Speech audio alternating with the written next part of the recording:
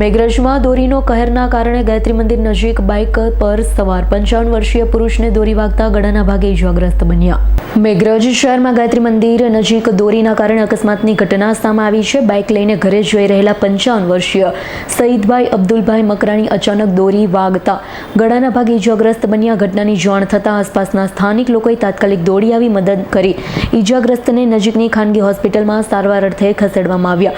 આ ઘટનાને લઈ વિસ્તારમાં ચકચારનો માહોલ સર્જાયો છે। શહેરમાં ઉત્તરાયણ પર્વ નજીક આવતા પહેલા જ બજારમાં ચાઇનીઝ દોરીનો વેપાર શરૂ થઈ ગયો હોવાનું ચર્ચાઈ રહ્યું છે। આવી ખતરનાક દોરીઓના કારણે માનવ જીવનને જોખમ ઊભું થતું હોવાથી નાગરિકોમાં રોષ જોવા મળ્યો। સ્થાનિક લોકોએ દોરી જેવી જોખમી વસ્તુઓ રસ્તા પરથી તાત્કાલિક દૂર કરવા ચાઇનીઝ દોરી વેચનાર વેપારીઓ સામે તંત્ર દ્વારા કડક તપાસ કરી કાયદેસર કાર્યવાહી કરવાની માંગણી ઉઠાવી છે। જયદીપ ભાટિયાનો રિપોર્ટ, S9 ન્યૂઝ, અરવલ્લી। અમારી તમામ માહિતીથી અપડેટ રહેવા માટે જોડાયેલા રહો S9 ન્યૂઝ સાથે।